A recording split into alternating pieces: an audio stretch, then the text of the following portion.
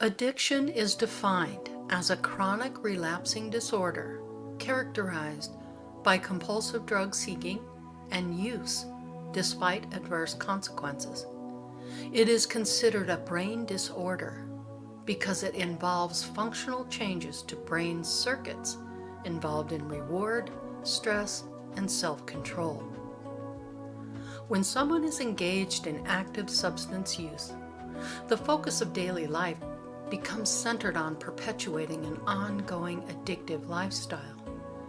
Everything that once mattered to the person becomes increasingly far less important, resulting in damaged relationships, physical ailments, careers, finances, and isolation. When is someone ready and willing to accept help from their own divine inner guidance? Many discover firsthand that relying on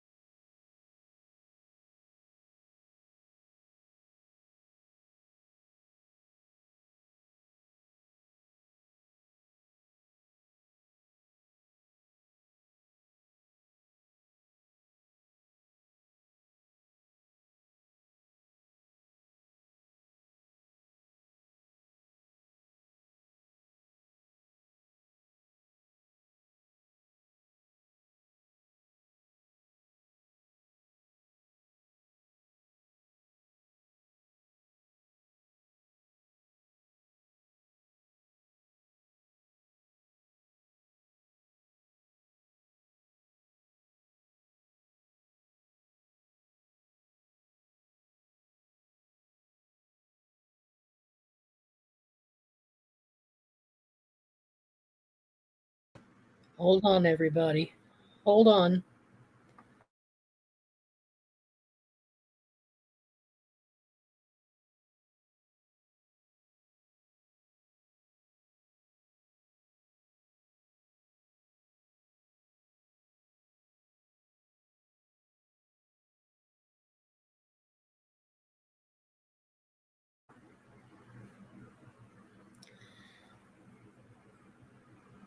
Greetings, everybody. Hold on.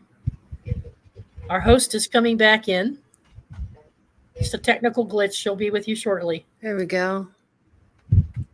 Sorry, guys. We're definitely I'm having some glitchy time here. Fun times. Woohoo. All right, you guys. So sorry about that. Froze up on my monitor, too. That's weird.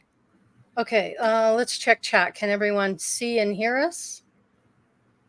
Yep, they can now. All right. Sounds good. All right, you guys. Well, welcome everyone to Andromeda 7, your celestial gateway and your channel for community support, help, love, friendship, and knowledge. Thank you all for joining us tonight. It's Friday night and it's time to feed your mind and grow your heart. And we are a group of light workers and like-minded beings here to offer some insight into spiritual ascension and self-development topics. It is our goal to share our knowledge and wisdom to all who wish to receive it. Tonight, we're talking about addictions. Although there are many forms of addiction, we'll be discussing drug and substance abuse, and substance abuse will consume your everyday life. However, the proper tools and the desire and power of self love, they can be overcome. When you do the work, the changes you will be responsible for are incredible, but only the addicted can make the hard choice to move towards their health and recovery. We all know or have known someone suffering from addiction, and we can only assist with helping them get the help they need. All right. Well, Teresa, I'm going to send it over to you, our co-host with Okay. the most, and get going with the show. Sorry for that intro mix-up, but you guys have all seen the trailer, so you're probably tired of seeing it. It's Yeah. all Yeah. good. Oh, Should I okay. start with a chat room shout out? You can do whatever you We have want. enough folks. Yep. We have enough folks in here now. So, So, yep. Greetings to Brother Lucky Stone. It's good to have you. hey, Lucky. Beloved Abstract. I'm glad you keep coming back. Steve Bow. Hi, Always Steve. a pleasure to see you and spend time with you. We also have, let's see, Jackie J. It's a pleasure to have you, and thank you for your public comment. Yeah. On Thanks, the Jackie. show trailer. Really Mhm. appreciate that, and thanks to you too, Steve, for the compliment on the show trailer videos, because we do spend a great deal of time on those, and Laurie in particular. So we really appreciate getting that feedback. Um, Scotty boy, good to see you as always. Behave yourself. No, I'm just kidding. Don't behave yourself. You're more fun when you're just yourself. There you Mm-hmm. go. That's the whole point of tonight. Elizabeth Bowers, good to see you. Grandpa Brian's daughter. It's a pleasure to have you. And let's see, who else have I got? If I'm missing anybody, Barbara. please Hi, forgive Barbara. me. Barbara's here? I Okay. loved her Cool. comments. Yep. Barry, Squirrel Buddy. Squirrel Buddy's here Hi, Barry Chad.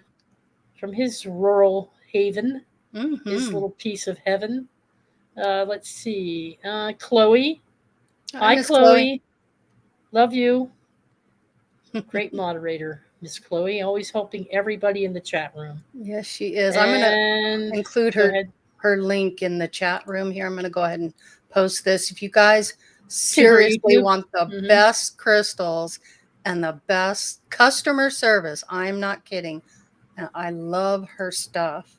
Yeah, I'm going to post this for you. Yep. Go ahead, Teresa. Sorry. No, that's Here, cool. here we go. There it is, Glad you guys. you're doing Check out her channel. She's got some really Always- good stuff. Yeah, go over there and sub her if you haven't already. Mm-hmm. Speaking of channels to sub, before we get into the panel here, Mm-hmm. Laurie has a reminder for you all, a little housekeeping. Yeah, so as you all know, there are two channels. The first channel I started was Pure Love Ascension, and that was chronicling my ascension process. And if you're subbed on that channel, please feel free to go to the link, the blue link in the homepage on Pure Love Ascension, and sub to the A7 channel. The Pure Love Ascension is really the backup channel in case anything happens to the other one. But if you would, that would be great. If you want to stay on there, that's fine too. Whatever you want to do, but just wanted to bring it to your attention. Thanks. That's great. Yeah, that helps us with our Andromeda 7 Celestial Gateway subscriptions if we make sure the folks that are on Pure Love also subscribe over.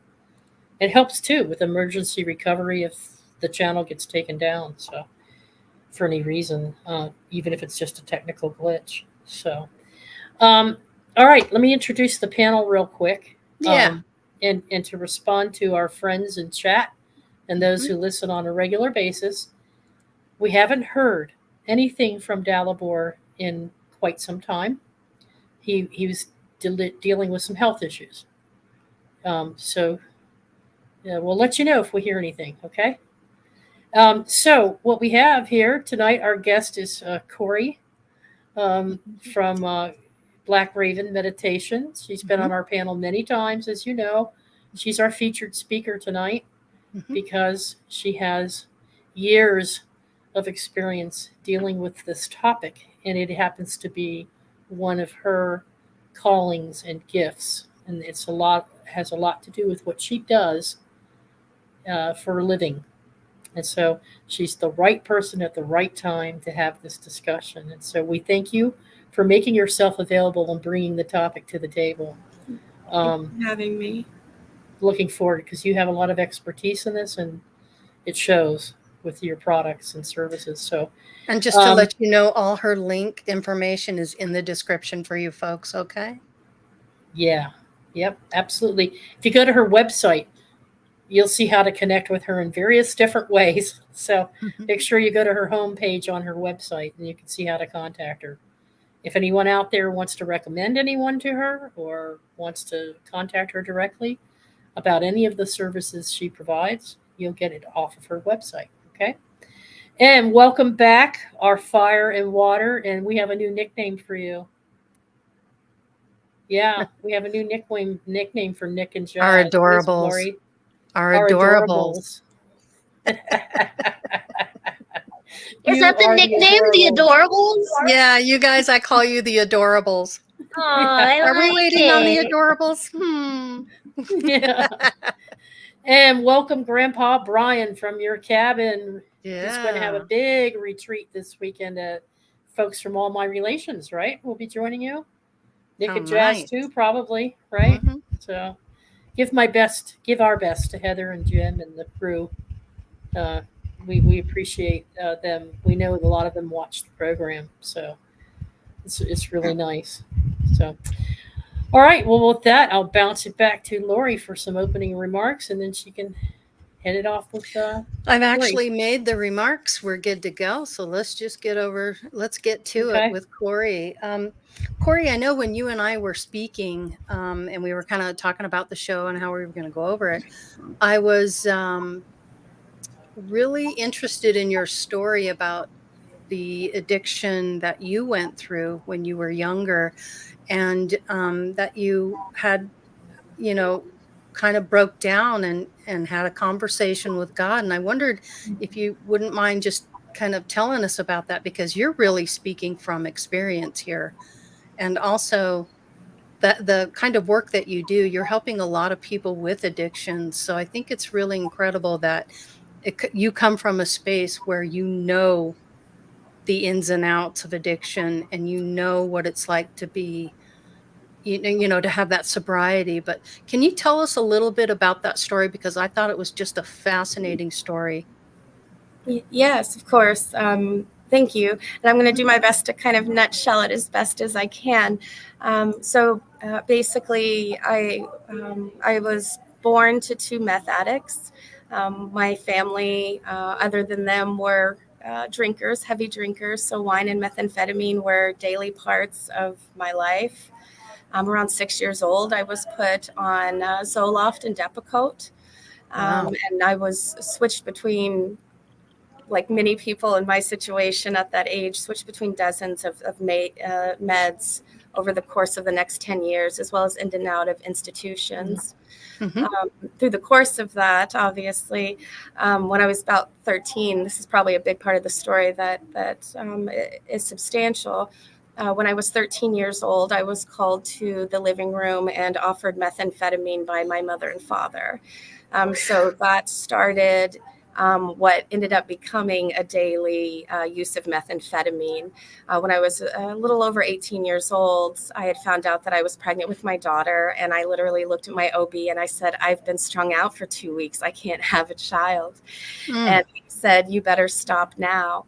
I would love to say that was the last time I ever used.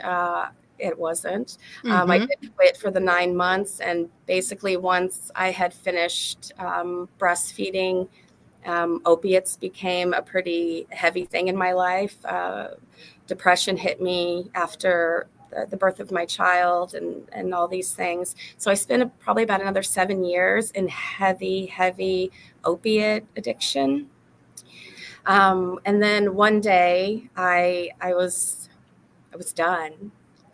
I could not bear the fact of waking up that next morning and doing it anymore.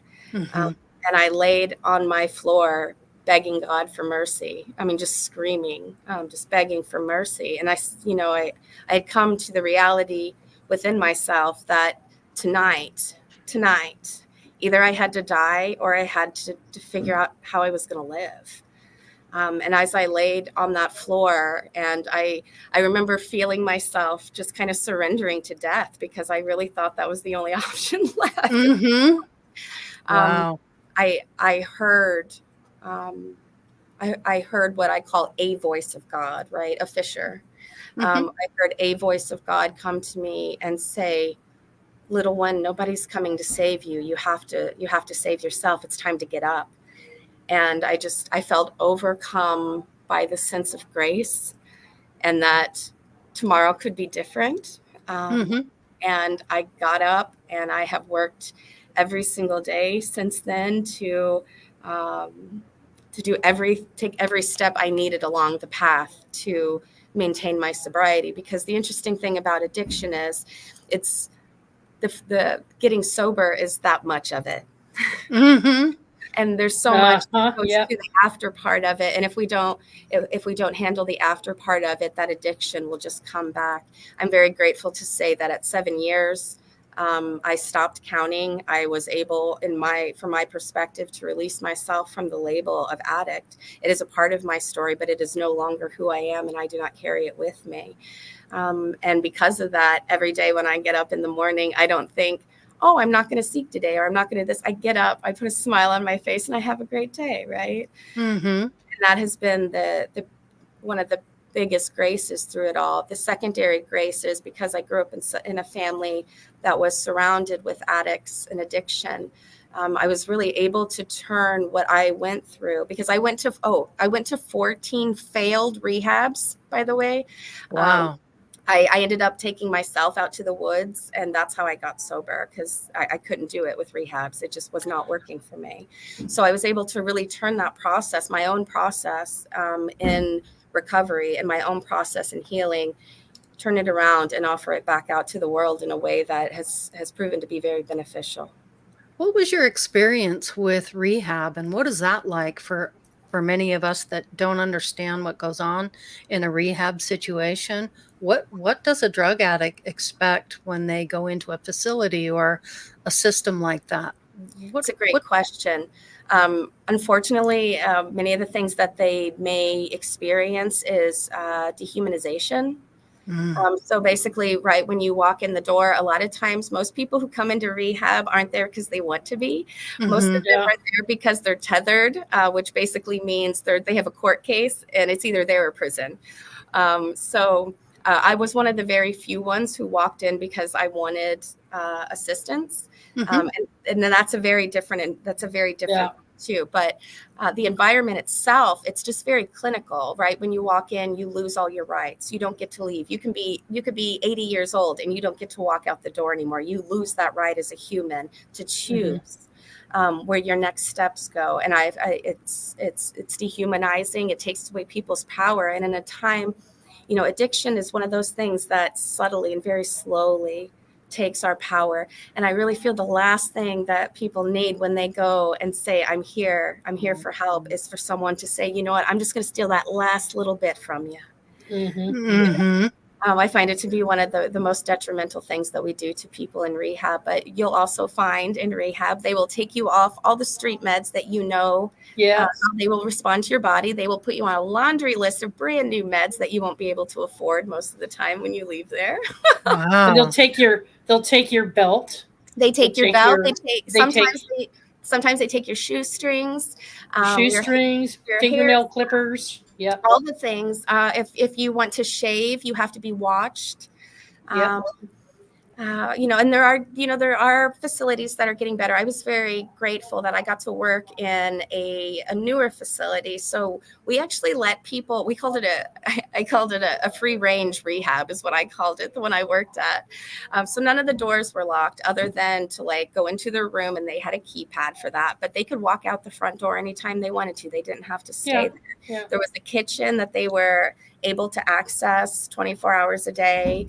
And that was a little more beneficial, I felt. Mhm. I saw more progress there than any other place. That was your standard development of what most rehabs are. So, how much time did you spend in the rehab center before you were released? What kind of block of time are we talking here?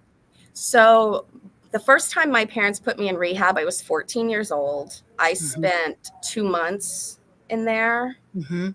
And that was the first month was no contact with family or friends. So it was just me in there. And most of them were around about the same time. I've tried longer ones. I ended up running. Mhm. And then to do less is almost, I mean, it's almost more So, harmful it because people get sober and then they go back out on the street and they'll right, often and it's relapse. kind of a vicious circle. Yes, yes. They, So yeah, go ahead, Teresa. Starlight, and sounds like a prison. Sounds like they want you to depend on the system. It seems that way at first, and I checked myself in, and then regretted it immediately within 3 days, and I wanted to find many ways out of there. Yes. If you're going to be a harm to yourself or others, they want to make sure you can at least have some place to go and that you have someone to watch over you. But the whole purpose of the rehab program is not to make you feel dependent on their system, but start learning how to depend on yourself to be whole. And we'll get to that in a little Yeah, bit. I'd say that would be the optimal thing, but the reality Yeah. is when you work in the system, you'll see that it's actually just set up as a revolving door to fill a bed. Yeah. Yes. And that's Yeah. just, you don't have to like it, but that is the truth of the Right. facilities, Yeah. no matter what facility you work at. So, how were Yeah. you affected by that experience in I rehab? started Black Raven meditation. Aha. So you found an outlet in Yes, that. because there was too many gaps. There was too many gaps in all the things that I saw. And, I was really blessed because I was granted space to do 12-step Buddhism programs. And even though what I taught, they didn't get credit for with the court systems, they Mhm. still chose to use my program because they had done the NA and AA before. So you actually worked in the system and you were helping others once you got out of rehab and turned your Yeah. life around. Oh, yeah. So I went to Mhm. work. I guess I forgot this part. So I actually went to work at a high intensity detox center. So it was the first 21 days off the streets. Gotcha. So there I was a counselor, an RA, we all did everything there. Mhm. You work there, you do everything there. Yeah. Well, Yeah. what kind of advice could you give someone who's either going through an addiction right now and really, really, truly wants the help, or someone who's watching someone else go through the addiction? What could you tell them? What are the first steps to take, and how would you go about getting the help you need? I think a lot of people just don't know where to turn or how to make that happen. What could you do? What could you tell them about that? I would like to touch on the loved one of the addict first, because this one is one that often gets murky in it. If you are the loved one of someone who is an addict, actively in addiction, or working their way through recovery, the best thing that you can do is get yourself healthy enough so that when they decide to get sober, that you are in the best place possible to receive them back into your life. Because the unfortunate reality is if the addict gets help and the loved one doesn't get help, well, what we see is we'll send the addict in and then both people are back at it again, and now we have to start the whole process over, right? Because it's just that vicious cycle. But if we can help a loved one to understand, you can never love your addict enough to get them sober. You have to get it in your head. You have to get that in your head. It has nothing to do with love. They've lost that love for themselves. It has nothing to do with you. So love yourself, be the display. And like I said, just be the best that you can be. So whenever you do see them, you're not focusing on the pity party for them. You're just like, hey, did you eat today? Let's go eat. You know, you can treat them like a regular human. That's the best thing you can do for anyone who's in addiction or going through recovery, is treat them like every other human. So that self-love begins with the basics. Yes. eating Yes. properly, sleeping well, getting off the drugs. Well, for the Thinking drug too. addicts, so switching that into the drug addict part, most people are addicted. So for me, in my experience, drug addiction is an external seeking of an internal need for self-regulation. Okay, so this could be Facebook, this could be TV, this could be your soda pop that you drink 12 of a day, drugs, anything, tapping your pen until you annoy the shit out of your neighbor. These are all addictions, right? Because this is an external need for something to self-regulate ourselves. So for someone who's moving through that process from addiction into recovery, self-regulate, breathe, baby. You got to breathe. Don't pick up that phone for 10 minutes. Don't think about that I can't have drugs for 5 years. Just think, I don't have to pick up that phone to make that call for 5 minutes. I'm just going to sit here for 5 minutes and I'm going to be with this discomfort and I'm going to see what that feels like, right? And do it 5 minutes at a time. I did it 10 seconds at a time. People in NA and AA, they say 20, day at a time. And I would literally be like, no, we got to get minute by minute. Because I can't do a whole 24 hours yet. I'm not there. I hear you. Yeah. How did you find that self-love? What was it that really allowed you to go in and just find the self-love? I've been very graced to have a lot of wonderful people around me who believed in me, even when, I'm getting a little emotional, even when there was nothing to believe in from my perspective, but these people believed in me. And, I feel the one thing that I can do in this world is not give up for every single person who's ever believed in me. Even if that's the only thing I can do today is not give up. So it motivated you. Those people that really cared about you gave you the motivation. Wow, if these people really care about me, maybe I could do the same. Well, and not only that, but they displayed to me a life that I didn't know before. I grew up with 2 meth heads, Yeah. I didn't know what self-regulation was. I didn't know what regular meals were. I did things that everybody else sees as common. I didn't know I was supposed to know something, Yeah, so you get an education. Yes, that was a very difficult place to start. This cycle over here behind me aren't even aware that this is a cycle. Yes. So those rehab programs help you break it down so that you can understand the science behind it and how it's affecting your body, your relationships, and your inner understanding of your own self-respect. Maybe.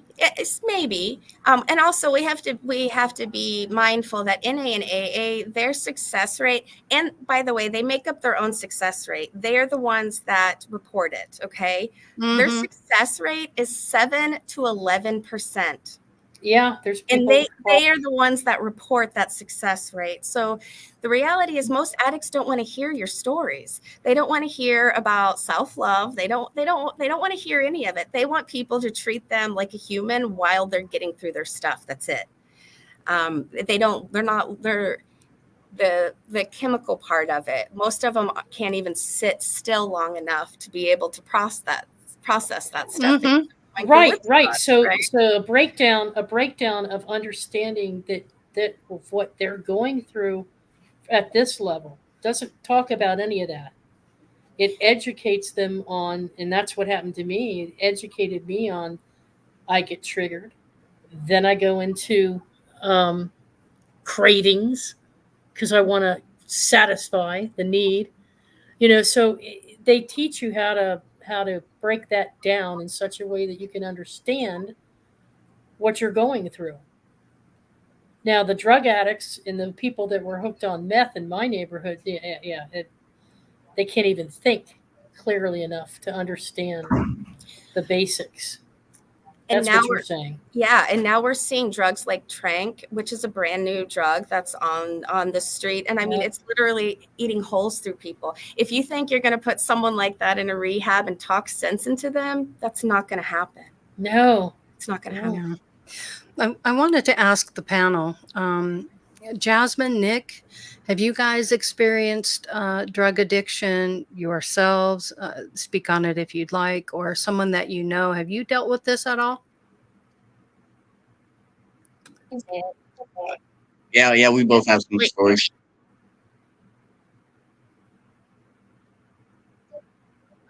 Yeah, but her volume might hit our volume. Oh. Yeah. Okay. I think we're good. Okay. So I haven't had that experience. I think that the most, because addiction to me can be anything, not just drugs. It could also be like video games. It could also be, um, like Cora was saying, like tapping your pen. Anything that you go to as a regulator, but it has control over you. I feel like that's when it's an imbalance. So I mean, I guess I had that with coffee. I mean, there was a time in my life when I drank a bunch of NyQuil just because I was happier being asleep than I was being awake. So I took a NyQuil. Um, but then my brother ended up hiding the NyQuil. I did have my brother who was an addict that I didn't realize was an addict, but I would notice things. And then once I found out, I'm like, to me, and you can clarify this, Cora, I felt um, like I was in danger because like every time I tried to read him or be like what was going, because he would flip on an instant. Like he would go from like being okay to like fully enraged and like busting the walls, and I'm just like, what the hell is going on? Um, so I just felt like I don't know what I'm dealing with. I don't know if you're selling things. I don't know if anyone's going to show up to the house. It was just a really big unknown because I wasn't exposed to all that stuff. Um, but other than that, that's that I did what Core said not to do. I didn't know Core at the time, but it was more of like I was showering him with love, being as accepting as possible, telling him that he was in a safe place, telling him that, I loved him no matter what, that, you know, that he didn't have to do this, that we could go to a psychologist, we can go here, we can go there, we can do this, we can do that. But it never really went anywhere. It was like I learned that no matter how much I loved him, that it didn't matter. It wasn't on me. It wasn't my decision. It was his. So that's as far as I have gone through it. And he was convinced nothing was wrong with him. Yeah, he Yeah. he was more upset that I couldn't accept his outbursts as being part of him. And I'm like, you're putting me in danger. You literally almost ran the car through the house, and you think that's okay? So it was just it's a hard line because it's like I do love this person. I do want what's best for them, but if they're not, I couldn't. I was the only working adult in a house full of 3 adults and 10 cats, and I ended up messing up my back supporting everybody, and that almost left me paralyzed for an entire year until I saw acupuncture, and I had to start making decisions to protect myself. So yeah. Did you want to speak on that, Nick? I actually experienced that whole situation firsthand because I'm the one that kicked him out. I know that Because feeling. we went to this was during our road trip to Mount Shasta, and like when we came back, he was turning her house into a trap house. I was born in the hood. I know everything that goes on about stuff like that. She was oblivious to it, so obviously being the only guy that was having her back, I had to do what I had to do. So I threw all their stuff out, and I showed them that they weren't welcome there. But due to laws, they were able to come back because Rick was technically a resident there, and he can invite whoever he wanted. So we had to do an emergency eviction. During that whole process, they stole a bunch of stuff, and let's just say it was last year August when that happened. We're still recovering, fixing it because of how much of a damage it was. Yeah. Now, And you had the strength to do it. And believe it or not, that's what the addict needed, was someone to just say, that is enough. We're not going to put up with that anymore. yeah, You may do that to yourself, but you're not going to bring that into my home and do that to me. exactly. And I think that's amazing. Yeah. Now, for my personal experiences, most of it happened while I was a kid. So I was surrounded by people that were addicted with alcohol, pills, and weed mostly in my nuclear family. my outer family, they were on even harder stuff like heroin and meth and all that crazy stuff. So I tried to stay away from them as much as possible. One of my siblings was a drug dealer at one point. I've seen people OD and die, like in my face, because that's just common in the projects. Like you're going to see that happen. You're going to see someone get shot. Like it was like a weekly thing. It got to a point where it was like, oh, it just happens. That's the environment I live in. You get numb to it, basically. Yeah. So I didn't turn to that stuff. I was always like defiant to a T when it came to that stuff because I didn't want to turn into that. But other addictions got to me in the process. I got really addicted to video games and sex. I would use video games as an outlet to just tune it all out, especially since it was happening at my house. Yep. And then I used sex to compensate the isolation that it was causing me because just imagine everyone around you is using some type of extreme vice and you can see how it's like killing them or making them go crazy and stuff like that. You like refusing, yeah, you become very lonely very quickly. So when you see these pieces of art come out, you're like, oh yeah, we want you. Yeah, it's gonna make you feel a type of way. And so yeah, I use that as a coping mechanism since I was a teen. Luckily, um the state, I got help from the state and I went to the therapy and all that. So I was able to regulate the sex part. But even with tech, I mean, even on this show, you'll see me like on my phone. It's not as bad as it used to be, but I still have the habit. Um, it kept me out of trouble. So I mean, like there's worse things to get addicted to, but it's still an addiction at the end of the day. Like Jasmine says, you can get addicted to anything. It doesn't matter if it's hardcore drugs or something like coffee. Like you're going, Yeah. if you don't watch yourself, you're going to get addicted to it. Like I used to smoke pot, and there was a point in my life where like I was doing it regularly enough to where my body was starting to salivate from it. So as soon as I noticed that, I already had the training. I cut it off until my body stopped reacting that way. Cold So turkey. usually, yeah. Usually, if you see a visceral reaction from your body, that's usually like the first steps of addiction. So if you can catch it, then it's a lot easier to not become dependent of certain things like that. So my advice is that because there's a lot of people that are just screwed and thrown into an environment like that because that's just the way it is. The freaking government turns you dependent by having a bunch of kids, and then people that don't really want kids, they're just doing it so they can survive. You get thrown in poverty, and you have to experience that dark side of life. And you're a kid, so you're screwed. You have to. It's forced upon you until you're 18, and you can do something about it. So that's why a lot of people just end up dying or in jail. And so, like, the best thing I can tell to people that are in a situation like that now, if you are, is to keep your head down and you just gotta bear it. You gotta find different outlets. You don't have to find unhealthy outlets. There's plenty of indoor introverted style activities you can keep yourself occupied until you become of age and get out of that environment. You don't have to expose yourself to it. It's if you're into energy work, it's a lot easier to do because like I started diving into this stuff around 13 when I was like going through it because I was just trying to figure out ways to like not get caught in that trap that the system makes for so many people. And I was all over the place at the time, but it was enough.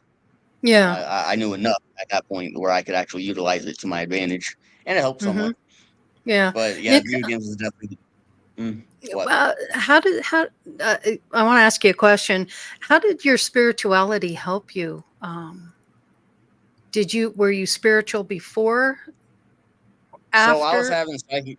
Yeah, I was having psychic phenomenon happen to me as early as like I want to say a toddler, where like I would literally look at something and an object would move, and then my vision would get blurry, or I'd get dizzy and almost faint, stuff like that, or I would start hearing sound that's coming from nowhere to a point. It got so like loud one time, it knocked everything down on the bathroom, and someone thought I had a speaker in the bathroom. They charged me, they're like, "What's happening? Why?" And then no device that could make sound was in there. So my parent was like, "What the fuck?"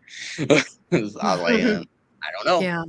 Yeah. We're both hearing things. Let's leave it at that because they're not Yeah. going to get it, especially when they're doped up." Like, How did you But find the strength to just like stop it and say, you know, I got to make some changes and I got to do it now? And you're fighting the addiction, you're fighting the way your body's going through it. How did the spirituality aspect of yourself give you the strength? Do you think it gave you the strength to get past I it? wouldn't say it gave me the strength. I think my Or the rebellious side understanding? is what gave me Okay. the strength. I think Hmm. the spirituality is what gave me direction There you and go. a goal to focus on, knowing that there's something more than just this, because a lot of people get stuck in that environment. It's like, well, this is it, this is life, and then they give up immediately, and they fall into a depth of of despair that it's very, very hard to dig out. I know because I digged Mm. out of it. I've been there, done that. I was diagnosed with chronic depression at one point. Mhm. I don't take Zoloft anymore. I'm not. It's gone. Stuff Yeah. is Trust me. Yeah. But nasty. Hmm. yeah. Wow. But Thank you. but yeah, it's the direction, knowing that there was something more, knowing the fact, and then learning the tools that yeah, I can manifest my reality. It doesn't matter how dark it gets, I can pull myself out if I choose to pull myself out. No one's gonna do it for me. I can do it myself, and it's up to me, no matter what stage of life I'm in. You Right. have support, but at the end of the day, you yourself have to do it. You gotta learn how to walk into that inner power. So with that mixed with I found some teachers online that helped me out. One the biggest influencer, his name was Scott Armstrong, and he's from California. He gave me a bunch of puzzle pieces from a puzzle I was already making. And I was able to run with it, and that's when I really started kicking off. And now I'm actually proactive doing it, like here on the show. Hmm. So Hermeticism also, that's why it's like very close to me, because like when I was in that hiatus, um I had two hiatuses. That was my kid one. The next one I lost everything because my family screwed me over. My aunt lost her job because our grandma died, so she went to a depression. She was my roommate at the time, and the next thing I know, um, all the lights turn off when I wake up, and it's like in the middle of winter. I'm like, what? My fucking grandpa's in freaking 30-degree weather for like a whole 24 hours. I can't get contact over what the hell's going on. Well, it turns out she lost her job, had no money, wasn't paying her side of the bills, like she was telling me she was doing. So everything got cut off. So I had to like drop 1,500 to compensate for that, and then I just cut them out. I had to. I wasn't because like at the same time, I got cheated on. I lost my job. My cat died. Um, yeah, and then on top of that, yeah, she was my grandma, so she died too. So I was going through all of this. I was like, oh, I'm done. It's a hard reset. I've been here before. I know what this is about to be. So during COVID was my second hiatus when I got to sit down, apply everything I learned already, and I started knowing what to search for, and that's when I found Hermeticism as the master key that I use, along with some other books like the Strangest Secret, the 30-Day Challenge. That one helped me a lot. Or Hmm. Feeling is the Secret. That's another really good one. I can always recommend a bunch of books. Like I'm very knowledgeable in this stuff. But so once I use that, I got myself another treasure that I realized that I wouldn't say neglecting. It's just I didn't realize it at the time because I was so like on survival mode. But I had genuine friends. Even through all this hell that I was enduring, I actually had one of the few treasures that is one of the most rarest things on this planet, and that is genuine people on your side that love you unconditionally. So I used my leadership skills that I started unlocking from past lives, and I got us all out of the hood. Unfortunately, one of us died during the process, but it is what it is. Hmm. I wish we all would have gotten out, but yeah, everything happens for a reason. For some reason, he has to be on the other side. Yeah. Right. Wow, So Nick.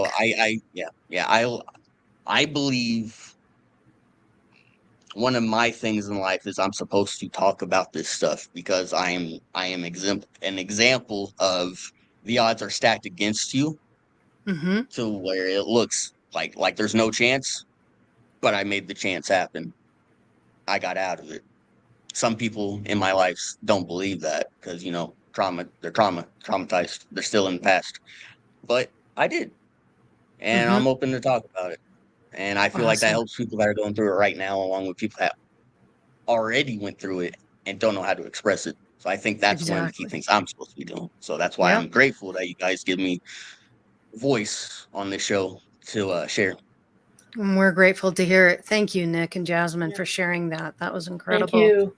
I'd like to Appreciate get that. to Grandpa Brian. Yeah, thanks for having the courage to do that. Grandpa Brian, how about you? Can you speak on this? Are you familiar with this situation yourself? Yeah. Oh, yeah. I was an alcoholic till about the age of 30. Uh-huh. And I went out one night, and like Teresa, I didn't get in an accident. Don't know how I did not, but I blacked out and drove home. Wow. That next morning, I looked at myself in the mirror and said, "No more. You can't do this. You're going to kill yourself or you're going to kill someone else, and you cannot live with that on your conscience." So I just quit. I had an aunt that addicted to painkillers. I won't get into that because I don't want a strike against this channel. So I'll just leave that at that. Mm-hmm. We all kind of know how that all gets started. Yeah. Sure. And one of my cousin's sons OD'd on heroin. Wow. And, you got to look, drugs aren't nothing new. Heroin, cocaine, all that have been around for thousands and thousands of years. And people have been addicted to it. Some people are coming back because they have never learned to beat that addiction. So it's a karmic cycle. They have to go back to that again to learn how to beat that addiction. You got your finger up, Teresa? I knew that No. was going to be an issue Oh, for you. no. Oh, Oh, that's I funny. thought about that. oh, you That's had your what hand right there, and I Scotty thought it Boy was your probably finger. meant. Hello. That is hilarious. That's, you got a really big finger if that's the case. uh, Oh, but that's yeah, fun. karmic cycles. I mean, there's sometimes reasons why people are addicted to drugs. They have to learn to overcome that because, or it could be that they made fun of someone that was addicted and treat them like shit in a past life. So now they have to experience that in this lifetime. There could be many reasons You know, why people are addicted to drugs or alcohol. do you believe that you may have been a functioning addict there for a while? There are people who are addicted to their whatever they might be addicted to, and they're actually functioning. They may do it after work or on the weekends, but the rest of the time when they're working, they're perfectly fine until they get home and the weekend comes. And were you Uh, any of that as well? Just kind of functioning, but and responsible enough to make your living, but yet, oh yeah, I would go yeah. out and party till 2, 3, 4 o'clock in the morning and get up and go to work, even though I was feeling like shit. Hmm. Hey, it's my fault I'm feeling like shit. I have to work So to would make that you money so I can party tonight there, and that there, next night. that's the point I was trying to make. Yeah, exactly. Yeah. Oh, But awesome. Go ahead. Go but ahead, Grandpa Brian. then again, it came that time where okay, you need to stop doing this because it's Hmm. no longer beneficial to you. So it wasn't really serving you anymore, and you felt like you could make the change. You had the strength to do it. Right, and I know why they call it spirits because when I drank, a different me came out, and sometimes that different me wasn't very nice. Hmm. And I know it was the alcohol that did it because alcohol and drugs change you. It changes who you are because you're no longer really a sovereign being because something else has a hold over you, whether it be drug or alcohol. So Hmm. you're actually not a sovereign being because you're letting that substance control you. Hmm. Yeah. So you found. How did you find spirituality? Did that help in any way, or did you find spirituality after your addiction? After, yeah, quite a few years after, Okay. uh, it was just a mindset, just like when I was suffering from depression and I finally came to that look in that mirror and said, that is not Mhm. who you are. And Well, how did that help you? How did your spirituality, did it center you, ground you in a way? oh, yes. Well, being a double earth sign, I've always been grounded, but Hmm. it helped center me more. Uh, it helped me really know how I was connected to everything, and once I finally really started getting into the spiritualism and going inside and finding out who I truly am.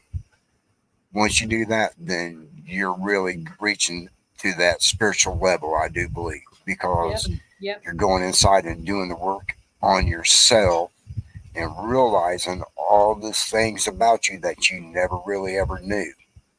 And that starts to come forth. Yeah. Cora, if you want Amazing. to speak up, you're on mute. If you want to say something, you're on mute, dear. She's actually talking to Nick and Jasmine in between this, Oh, so it's all okay. good. Yeah. Okay. So thank you, Grandpa Brian, for Oh, sharing you're that. I really welcome. Yep. appreciate that. So, Core, you have a system or a program that you've created that helps people. Can you speak on that? And I actually have a copy of it. Would you like me to pull it up for you? If you like, I have a paper copy here too. If people want to see it, they can. So Sure. basically, yeah, I started Black Raven meditation after being a clinician as well as a Oh, Lord. recover. Like I said, there was too many. So we started Black Raven meditation. So basically, what we do with Black Raven meditation is we designed a meditative core work. So basically, it's like those times where if you've ever kind of done a lot of internal work and you still feel like there's something like standing in your way, or maybe you're going through a big transition and you're not sure what the next step is, or if you're in that place where you're going ready to recover. The meditative core work helps empower you in your own body. It helps empower you in your own energetic system, and it helps allow you to release the physical boundaries in the physical body. Because what we find, especially with addicts and anything trauma based, all that stuff gets stuck in your body. And even though we might deal with the emotional and the mental part of it, that if that physical stuff is still stuck in the body, every time that's engaged, this stuff's going to go right back off. So we walk people through the meditative core process, which empowers them in their own process. We walk them through what we call the ABCD method, which is acknowledge, breathe, collaborate, and do, which is a self-regulation tool. Mm-hmm. And then our third process is basically the biggest support team you've ever had in your life. We will cheerlead you on. You can call me day or night, 3 a.m. It doesn't matter. If you get to a point, you've tried to you've done the self-regulation, you've used the tools, and you're still like, I'm not sure what to do with your hands. You call me, right? So after we let you go that first session, what you're looking at here on the Second page here, Mm-hmm. is aftercare. So a lot of times when we do things where we release energy, it is very important anytime you do anything that releases energy, even going to talk to your therapist. If you have a release there, you're still releasing energy, right? Mm-hmm. Aftercare is so important. So our aftercare, we emphasize the next 3 days. So with the next 3 days, we're going to, if quality of water, and make sure that you're drinking a sufficient amount of water. With all that energy moving, you really need a good palate. And Nick brought up a really great point earlier when he said about getting small. That's one thing substance abuse does. It takes away the body's physical capacity and will actually dehydrate the body down to a molecular level. Mm-hmm. So when you bring in that water and you really start to build that capacity back up inside of your body, that is 100% something that we aim for in the recovery process. So this will also let you know that, there's certain things that can happen, and this is what to do. But what I'd like to talk about as we go down are these questions. So these questions, we don't really teach people to give up anything in addiction. We want to help you create a life that is worth living. So it's always about building those capacities forward. So with this process, it's to kind of just open up your mind. Who am I spending my time with? When I'm with them, does it feel good to me, right? Are we both adding something to this engagement, right? Or are we just getting together to party, right? What am I watching? Am I sitting? Am I trying to get off drugs, but sitting around watching movies where people are shooting up all day? Like what am I ingesting? What are you feeding your brain too? What are you feeding all these parts of yourself? It's not just about what goes in our mouth, is it? It's about all these ingestions, right? And so that's important to be really mindful of as we go through this. And one of the most important questions, I think, whenever I was going through my recovery is almost everything I encountered, I said, is there a way I can do this differently? Because addicts are so good at, we get more addicted to the ritual than we often do the drugs itself. There'll be times that you're waiting around all day for the dealer to call, right? And you're on the floor. And he'll call and say, I'm on my way. You don't have to have the drugs yet. You don't have to anything, but they're on their way. So you get up, you start cleaning that house. Yeah. Because that's what addiction does to us, right? So I had to start reframing the rituals in my life. So when I woke up in the morning, the very first thing that I started doing, Nick kind of hit on this a minute ago too, I started working with clay, because with clay, I could use all of my senses. There was no sense that was, my hands, my eyes, my taste, all of it was being utilized while I was working with clay. And that helped keep everything focused enough where I didn't think about using all the time. Or that when I did think about using, and I'd say, no, Core, we're just not going to pick up that phone for 10 minutes. I'd go straight into the handwork, into my clay. And before you know it, we're 45 minutes into handwork. And then it's like, I did that, right? So these are really powerful So it was things. mindful. You're talking about mindful activities to get your mind off of it and focus on something else other than that addiction. Yes, because ritual is very important when coming off of an addiction, because most of the time addictions are built around ritual. So when we teach the ABCDs, for instance, and I don't know if you guys got this part, but we actually do what we call our pillars. So we do like 4 pillars of sanctuary and 4 pillars of foundation. And we do those so that we can be in a place. Oh, here it is. Yeah, perfect. So that we can be in a place of coming out of our own stuff for a little bit, right? We're just going to meet here and do this a little differently together today in this moment, right? Yes. Because it gets overwhelming if we're in active addiction and coming out of that. And then it's like, oh, you got to stop this and you got to do this and you got to do. No. Keep it nice and simple. We're going to journey you through the first thing. You're just going to A, B, C, D, and then, read these and see how they feel when we're together. That's all you really have to do. And if you keep doing that consistently every day, you start moving that energy forward. You're not going to get better overnight like that. Right.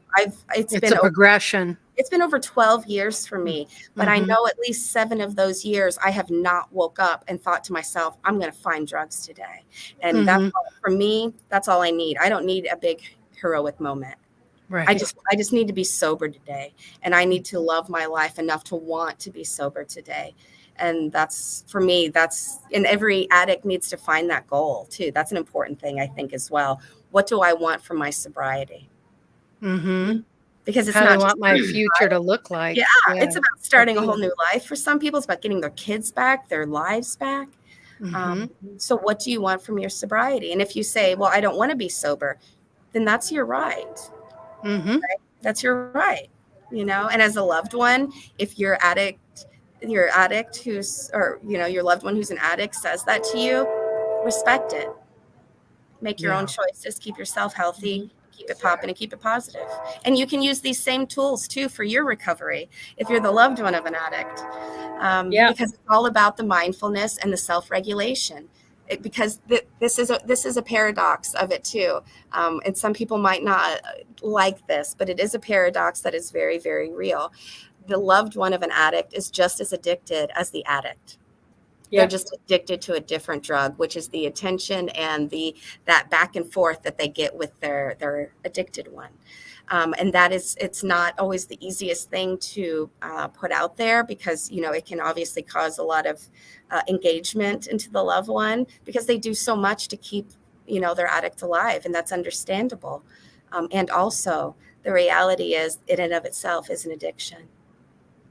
So isn't that how you end up with codependencies and relationships within a family unit, where you have different age groups and different boys versus girls, and every single one of them is affected by the addict in the family, and then they start looking for external relief, and so you end up with these codependent things where if the addict slows down, they're like almost urging it on because that's what they've become accustomed to. That's what the family has. Yeah. And what you're actually describing is what we call scapegoating.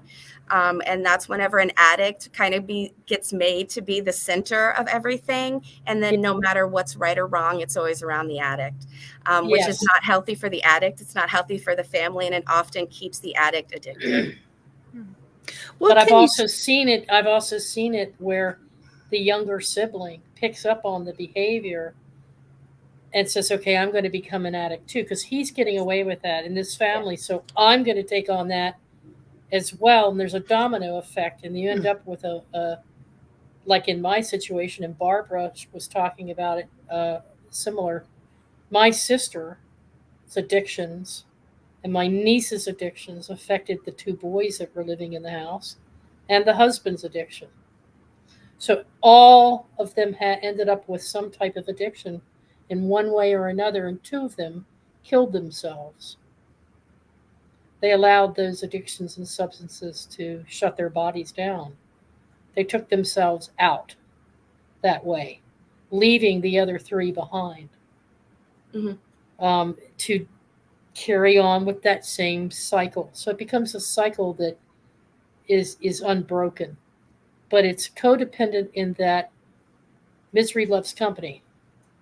So until you can, what are these types of programs that you've got here to work with individuals on their clearing their own self up? Yes.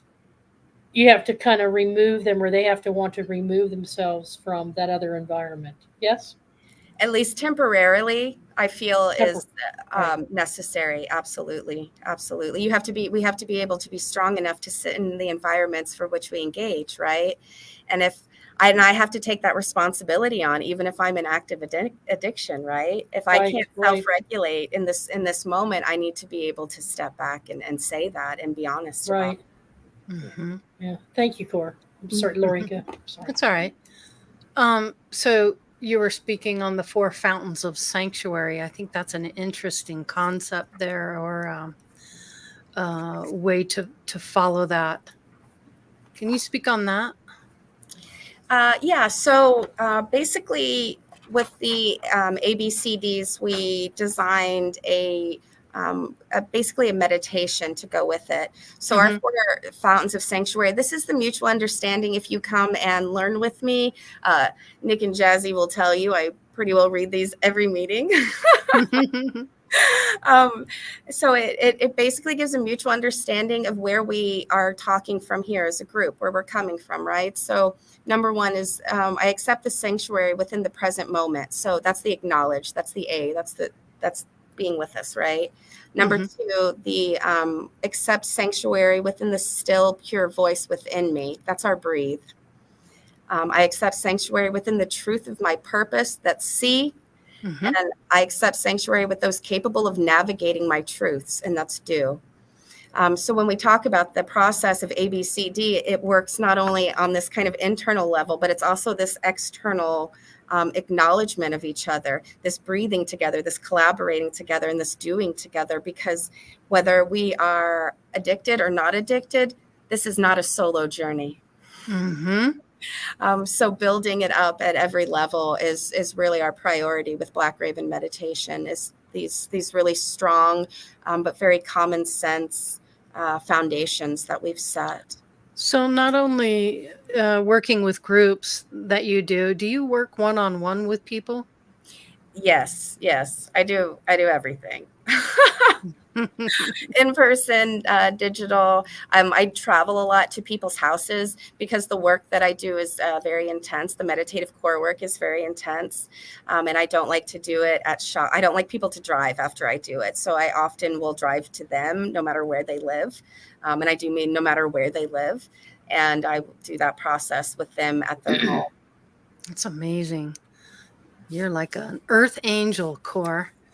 Hey, Cor, how often do you help the actual family members or friends or those who do people come to you for that too, who aren't addicts themselves, but they need the counseling because Yes, they really want to help? Okay. yes, I've been very graced that most of the addicts I worked with, their loved ones have reached out to me.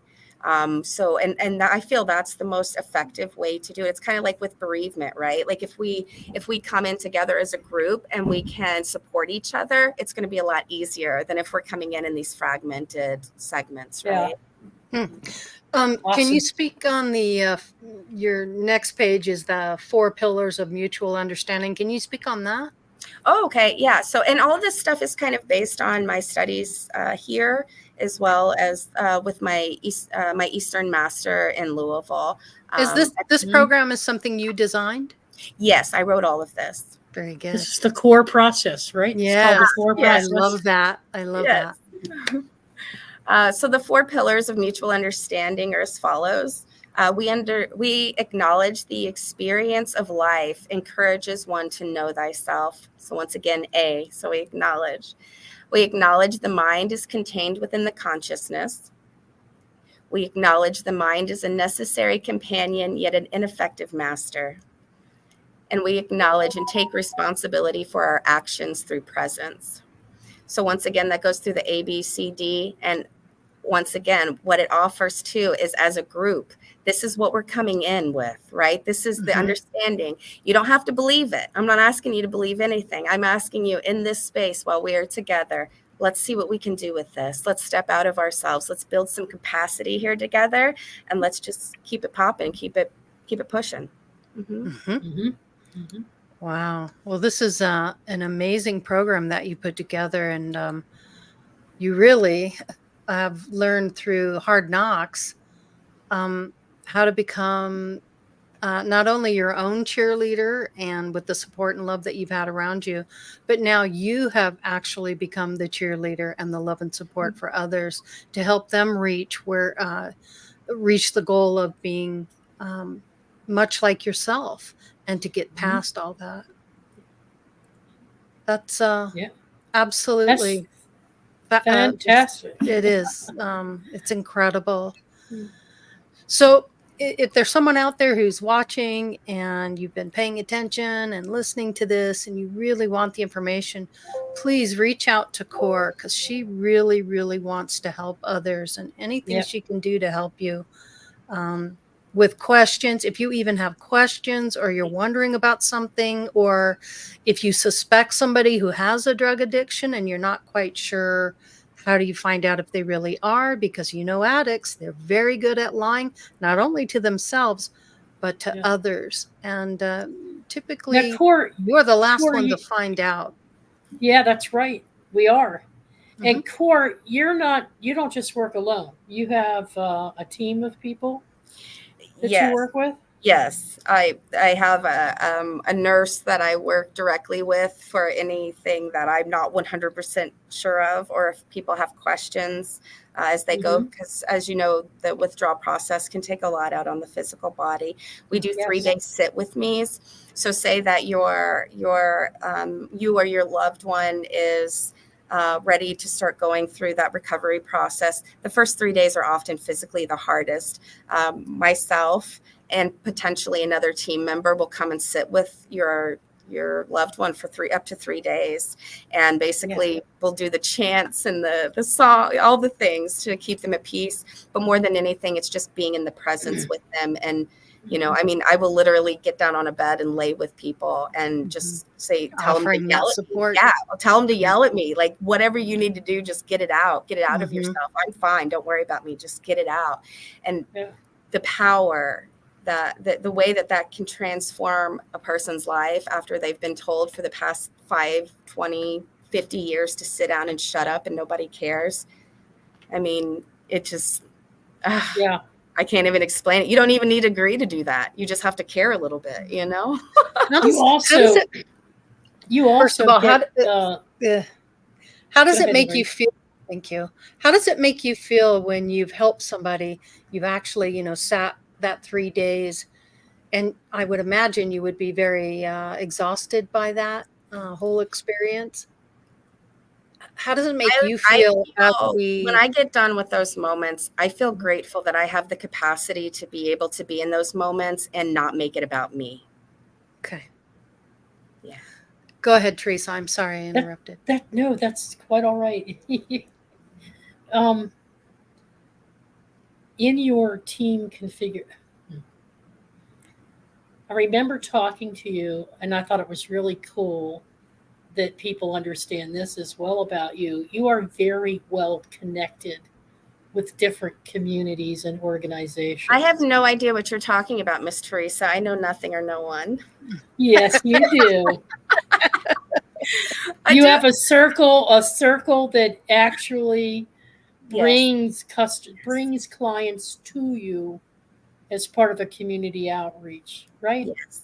Yeah, I just recently put up my website, and that's only because I started working with very young children at a library, and the librarian was concerned that the mothers might have problems and have a website. So Miss Jazzy helped me do that because I had no idea. And she just wonderful. She's a little Jazz. Queen. Yes, she is. So if you go to the website, thank her for it, because I just showed up and said, Jazzy, help me, and she did it. Adorable tech. Yeah, well, I've been posting it here in the chat all night, the website. Yes. But yes, I've been very blessed. People come to me. I still work with people that the rehab center that I used to work with, they send me people. The old clinics I used to work with, they send me people. My bereavement people send me people. Yes, that's Cora, when you support others, the universe supports you. And I think that's what you're seeing here. The more you support others and you help the whole, the more they can do for you. And they help bring those people into your life as well. And that's a powerful point, because that's, for me, people talk about helping. For me, it's never really been about helping. I've just always known if we're there for God's people, God will be there for us. Exactly. And it's really just been that easy. And for me. that's how spirituality works. That's right. And you take it on the road because you travel. Yeah. To different types of retreat centers. Yes. Where you and your team will work with a group of people, right? Yes. And some of these people are awaiting assignment to or on a waiting list to get into rehab facilities. And some of them have been through the rehab, but they're cycling out and coming back out onto the street. You don't just drop them and say, well, it's been great doing this program with you. See you later. You actually set things up to help them transition. Yeah, so what I've started doing was, because the medical system does not like people like me coming in and being like, I'll help you. Yeah, of course, come on over. So what I started doing was telling, when people would ask me, I would say, I will do that, but first you have to complete whatever program you're going into successfully. There you go. Successfully. If you don't complete that program successfully, I'm sorry, but I will not be able to work with you. Yeah. And they always say the same thing. I know that you'll know, won't you? Yes, you would. So you really need a bumper sticker. I have all those people by first name phone calls. I'll know. Yeah. You need a bumper sticker that says, have faith, we'll travel. And there you go. Yeah. And yes, very much that. I hope to get these two traveling with me one day. Once I can feed myself regularly, they're coming with me. I feel it. There you go. I love that. Well, listen, you guys. I just wanted to give everybody the big picture, because there's more than just Core sitting at her desk helping a person. Yeah. It's very professionally handled. We're a collective. Scripted this out. We're a collective. Yeah. I'm sorry again. Like Laurie and I, there's like a little delay. That's all right. We're coming to the end of the hour and a half. I like to keep it at the hour and a half. We have just enough time for those final thoughts.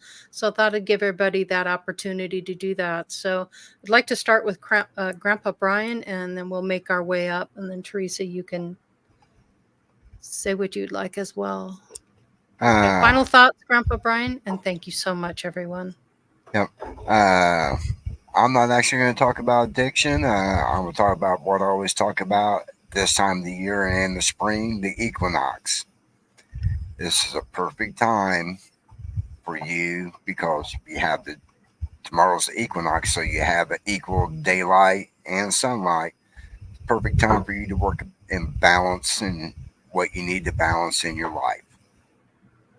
So, and it could be, addiction, but whatever it is, use this next few days to find the balance that you need, whether it's work, home, or just in general. Bring that balance back into your life so you can be the best version of you. Thank All you. right. You can be. Okay. Cool. Nick, Jasmine. You want to go first? Go first. Uh, no, you can go first. Okay. So as I was saying earlier, my outlets is I didn't get to say it, but even though video games wasn't an addiction to me, video games, books, anime, like culture outlets, they taught me a lot of life lessons where I didn't have any role models. You'd be surprised how much media, if you know where to look in the right places, can actually give you a lot of inspiration to find a direction to get yourself out of a sticky situation. So my best advice is instead of falling into addictions that harm you in many ways, discover what resonates with you on a healthy standard and pursue that. Odds are that's a key to how you're going to get out of your bad situations. It worked for me. Might work for you too. Awesome. Thanks, Nick. Thanks, Jasmine. Appreciate you What being I here. would like to say is don't be so hard on yourself. Don't take it so seriously. But at the same time, you still have to have some level of responsibility. It doesn't matter where you start as long as you get up. I like that. And then if you fall, you have to get up again and then figure it out differently. You don't want to be insane either. Insanity is doing the same thing over and over and over again, expecting something different. So if you fall, get up, try something different. And you'll find a way. If it's gonna go back to Jurassic Park. If there's a will, there's a way. You got to find that will, and you got to find that way. And I honestly believe that those who seek will find, and you will find what you're looking for. I know that there's a big debate out in the psychology world about your environment will dictate who you are, or your parents will dictate who you are, or you're only as strong as your trauma is. It's like, whose ideology you're going to listen to. And at the end of the day, you know what? If you have no one, you have yourself. At the end of the day, you have yourself, and you can pick up, be your own best friend. Figure out who you are and why you are. You can literally come back from anything. It's all about here. Hermetic principle of mentalism. The all is mind. Everything starts here. So if you want to get your spirituality and your physical aspects of life straight, remember this. No one can influence that but you. You start with that, you get a good foundation, you'll start getting the snowball effect or the domino effect. You'll start getting in the right direction. You just got to believe. You got to believe and put in the work.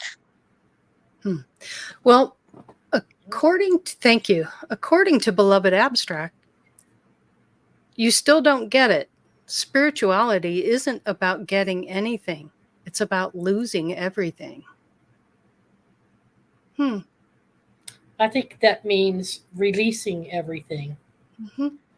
Spirituality isn't about getting anything. It's about losing everything. You're losing the peeling off those layers. Is that what you mean? Of things that bring you down and keep you at a lower vibration. I would agree with that statement. I think, Beloved Abstract, you might want to start your own channel because you seem to really have a grasp on it.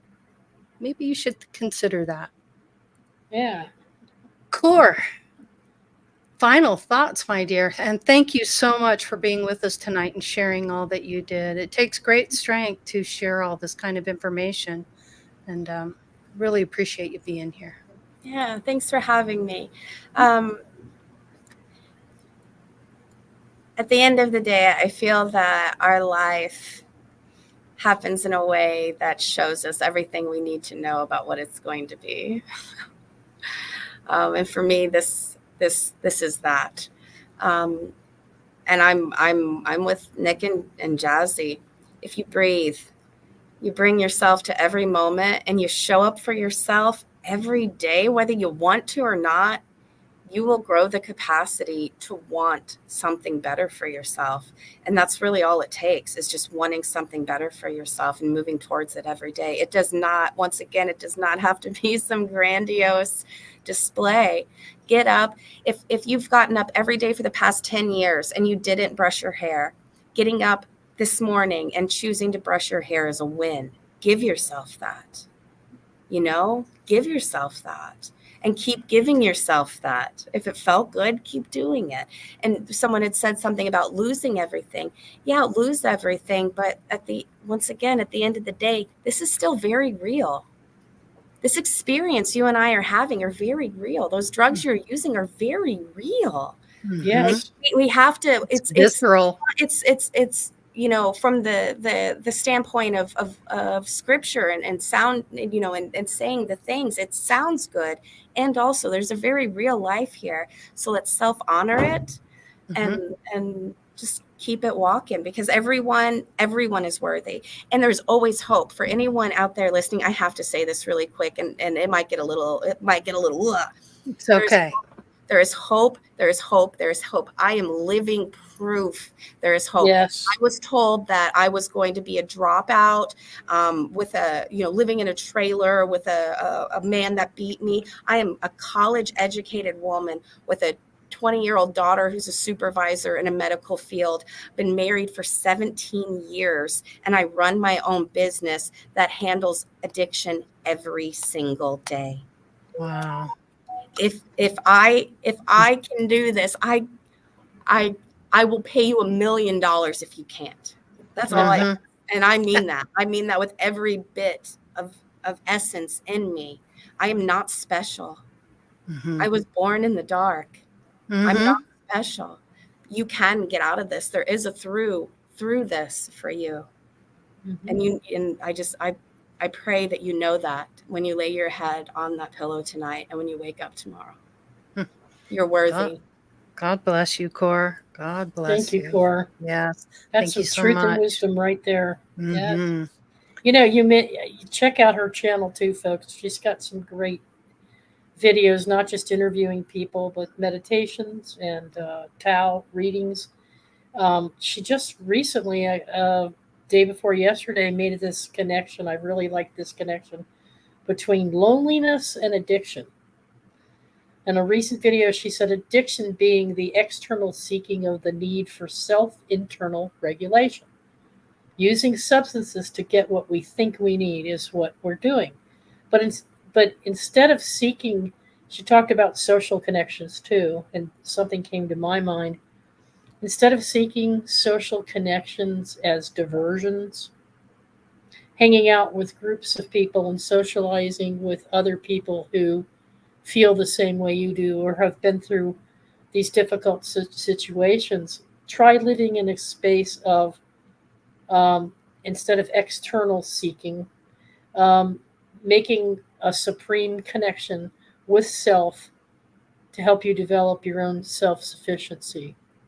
And so with that in mind, I had a reading here that I shared on Facebook a couple of days ago myself, and I thought I'd share it here tonight.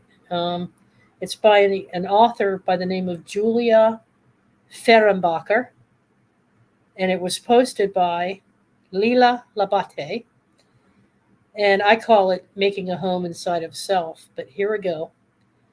And Laurie has a picture. I am making a home inside of myself, a shelter of kindness where everything is forgiven. Everything is allowed, a quiet patch of sunlight to stretch out without hurry, where all that has been banished and burned is welcome, spoken, listened to, and released. A fiercely friendly place that I can claim is my very own. I'm throwing arms open to the whole of myself, especially the fearful, fault-finding, falling apart, unfinished parts knowing every seed and weed, every drop of rain has made the soil richer. I will light a candle, pour a hot cup of tea, gather around the warmth of my own blazing fire. I will howl if I want to, knowing this flame can burn through any perceived problem, any prescribed perfectionism, any lying limitation, every heavy thing. I'm making a home inside myself where grace blooms in grand and glorious abundance, a shelter of kindness that grows all the truest things. And Cora, this reminded me of you. And I was actually reading it in your voice, in your crinkled nose and your shimmies. And it was like, this reminds me so much of Cora. But it also spoke deeply to my own heart, having been through this process myself for other types of things. But thank you for what you bring to the table and for bringing this and being willing to spend time with us on this. And we hope others who are listening have valued from it in some way or another. But do reach out to Black Raven, and all of her contact information is in our YouTube description page. You bet. Back to you, Laurie. And thank you, Yep. panelists. All right, everyone. Well, thank you so much for joining us. Greatly appreciate your time and energy, and glad you showed up. Thank you, everyone in chat, for all your comments, and really appreciate that. Thank you to all who will view this in the future. We hope that this gave you some form of a little bit of an education, some insight into it, and we just hope and pray that if you are going through a situation like this, that you get the help you need, and there are people out there who are willing and able to help you. All right. And Thanks I again. do want a special thanks to Jackie, Jay, and Barbara for opening up so much in the chat room. Yes. And sharing your wisdom and experience as well. Yes. Thank you for coming and spending time with us tonight. Absolutely. Sorry, just wanted to say hi. We greatly appreciate you all. Corey, all right. Corey? Yes, Corey. If Barbara's still on the chat, dear, if you reach out to me, it's on the universe. There you go. There you go. Love that. All right, everybody. Hope you enjoyed. Have a wonderful weekend. Do something good for yourself and others. Much love to all of you, and peace be with you.